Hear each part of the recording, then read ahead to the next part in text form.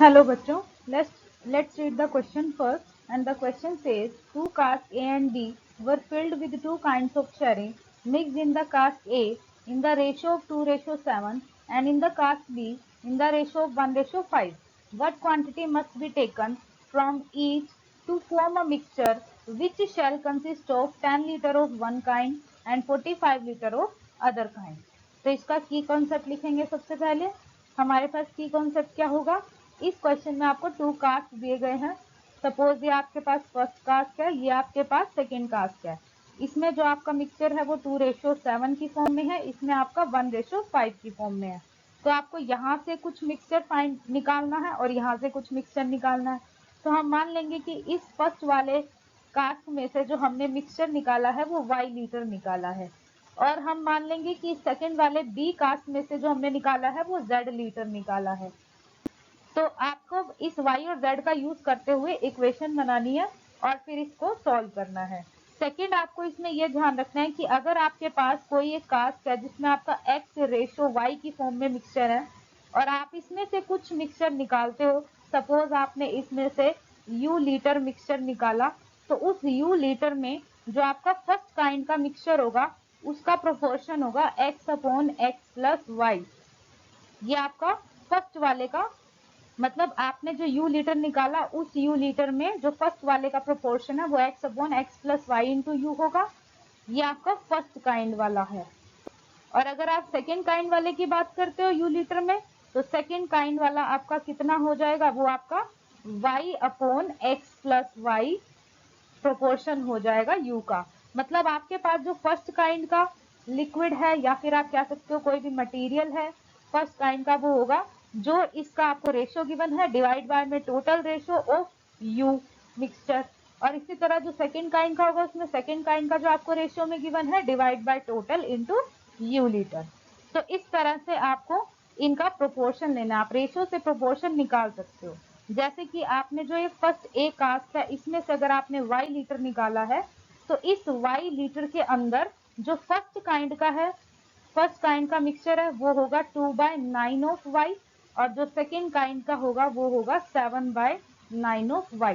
इसी तरह जो आपने कास्ट बी में से z लीटर निकाला है, उस z लीटर में से भी जो फर्स्ट काइंड का होगा वो 1/6 ऑफ z होगा, और जो सेकेंड काइंड का होगा, ये आपका फर्स्ट काइंड है, और सेकेंड काइंड का होगा 5/6 ऑफ z, ये आपका सेकेंड काइंड है। तो इस तरह से आपको रेशो से प्रोपोर्शन में चेंज करना है और फिर इक्वेशन बनानी है। उन इक्वेशंस को सॉल्व करके आप इजीली फाइंड आउट कर सकते हो अपने सॉल्यूशन को। तो अब हम चलते हैं फर्दर, इनकी इक्वेशन ड्रॉ करते हैं, इक्वेशन सॉल्व करते हैं और आंसर फाइंड आउट करते हैं। तो अब इसका सोल्यूशन क्या होगा वो देखते हैं। तो अब इसका सोल्यूशन क्या होगा हमारे पास, आपको इसमें टू कास्ट दिए गए थे। सपोज ये आपके पास फर्स्ट कास्ट है, ये आपके पास सेकेंड कास्ट है। इसमें जो मिक्सचर है वो 2:7 की फॉर्म में है, मतलब फर्स्ट काइंड और सेकेंड काइंड का रेशो दिया हुआ आपको। इसी तरह सेकेंड वाले में भी फर्स्ट और सेकेंड काइंड का रेशो 1:5 की फॉर्म में दिया हुआ है। हमने मान लिया कि हमने इस मिक्सचर में से y लीटर निकाला और इस मिक्सचर में से हमने z लीटर निकाला। तो इस y लीटर में जो फर्स्ट काइंड होगा वो कितना होगा, 2/9 पार्ट होगा y का, और जो सेकंड काइंड होगा ये आपका फर्स्ट काइंड है, और इसी तरह इसी y लीटर में जो आपका सेकंड काइंड होगा वो कितना होगा, 7/9 पार्ट ऑफ y। इसी तरह जो हमने z लीटर निकाला है उसमें से फर्स्ट काइंड का जो लिक्विड होगा वो 1/6 पार्ट होगा z का, और जो सेकंड काइंड का होगा वो आपका 5/6 पार्ट होगा z का। राइट, ये चीज आपको ध्यान रखनी है। तो हमने यहाँ पे लिखा let y litre taken from a, तो आपने y लीटर ए कास्ट में से निकाला है, और z litre taken from B cask, तो z लीटर हमने निकाला है b में से। अब आप इसमें से जितना भी मिक्सचर निकालेंगे, जितना भी लिक्विड निकालेंगे, उसमें रेशो तो आपका सेम ही रहेगा, मतलब फर्स्ट काइंड और सेकेंड काइंड का रेशो तो 2:7 ही रहेगा। सपोज आपके पास टोटल 100 लीटर है कोई लिक्विड, 100 लीटर में से आपने 10 लीटर उठाया, 100 लीटर में से मान लो आपके दो लिक्विड मिक्स हुए हैं 2:7 की फॉर्म में, तो उस 10 लीटर के अंदर भी तो इसी रेशो में होंगे। मतलब आपका जो फर्स्ट काइंड है वो 2/9 पार्ट होगा 10 का, और जो सेकेंड काइंड है वो 7/9 पार्ट होगा 10 का।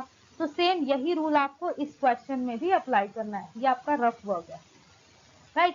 तो इसका मतलब आपने जो फर्स्ट कास्ट में से y लीटर निकाला है, सेकेंड कास्ट में से z लीटर निकाला है, उनमें जो रेशो होगा दोनों लिक्विड्स का, जो मिक्सचर है वो आपका सेम रेशो का ही होगा। ओके, तो इसका मतलब जो आपने आउट ऑफ y लीटर देखा, out of y litre of a में से जो आपने y लीटर निकाला है, उसमें क्वांटिटी ऑफ फर्स्ट काइंड कितनी होगी, क्वांटिटी ऑफ फर्स्ट काइंड वो आपके पास वही 2/9 पार्ट ऑफ y होगी, राइट। उसी तरह जो क्वांटिटी ऑफ सेकेंड काइंड होगी, क्वांटिटी ऑफ सेकेंड काइंड ये आपकी 7/9 पार्ट ऑफ y होगी। इसी तरह अगर हम दूसरे कास्ट में से जो निकाल रहे हैं, out of z litre of cask d, जो हमने कास्ट b में से z लीटर निकाला है, उसमें जो आपकी क्वांटिटी है फर्स्ट काइंड की, क्वांटिटी ऑफ फर्स्ट काइंड वो आपके पास कितनी होगी, 1/6 पार्ट ऑफ z। और इसी तरह क्वांटिटी ऑफ सेकेंड काइंड आपके पास कितनी होगी, 5/6 पार्ट ऑफ z, राइट। अब इस मिक्सचर में जो आपका फर्स्ट काइंड का जो निकल रहा है वो आपका 10 लीटर आपको क्वेश्चन में गिवन है, तो आप क्या लिखेंगे, इन द मिक्सचर, जो आपने मिक्सचर निकाला है, in the mixture the quantity of first kind, जो आपकी क्वांटिटी फर्स्ट काइंड की है उस मिक्सचर में, मतलब आपने जो टोटल y लीटर और z लीटर निकाला है उसमें जो फर्स्ट काइंड की क्वांटिटी है, the quantity of first kind, वो आपको क्वेश्चन में गिवन है कि वो आपकी 10 लीटर है, राइट। और उसी तरह जो आपकी सेकेंड काइंड की है वो 45 लीटर है। तो इन द मिक्सचर आप क्या लिखेंगे, the quantity of second kind, ये आपकी कितनी हो जाएगी, 45 लीटर हो जाएगी। तो अब आपके पास देखो फर्स्ट काइंड की इस मिक्सचर में 2/9 पार्ट ऑफ y है, इसमें 1/6 पार्ट ऑफ z है, और टोटल आपके पास है 10 लीटर, क्योंकि आपने जो फर्स्ट वाले कास्ट में से निकाला उसमें जो पहले तरह का लिक्विड होगा वो 2/9 पार्ट होगा, दूसरी तरह का लिक्विड होगा वो 7/9 पार्ट ऑफ y होगा। इसी तरह आपने b में से जो मिक्सचर निकाला उसमें फर्स्ट काइंड का जो फर्स्ट तरह का लिक्विड होगा वो 1/6 पार्ट ऑफ z होगा, सेकेंड तरह का लिक्विड होगा वो 5/6 पार्ट ऑफ z होगा, और जो टोटल फर्स्ट काइंड का वो हमारे पास 10 लीटर है, और टोटल सेकेंड काइंड का हमारे पास 45 लीटर है। तो यहाँ से आपकी इक्वेशन बनेगी 2/9 part of y plus 1/6 part of z, ये आपका टोटल 10 लीटर है। और उसी तरह जो आपका सेकेंड काइंड का बनता है 7/9 part of y plus 5/6 part of z, ये आपका टोटल 45 लीटर है। तो अब आप इसे फर्दर सॉल्व करोगे, एलसीएम लोगे, तो ये आपके पास इक्वेशन क्या बन जाएगी, 4y plus 3z is equal to 180, ये आपने इसका एलसीएम लिया है। और इसी तरह यहाँ पर इसका एलसीएम लेंगे तो ये बन जाएगा 14y plus 15z is equal to 810। आपने एलसीएम लेके सॉल्व करके इसे सिंप्लीफाई किया।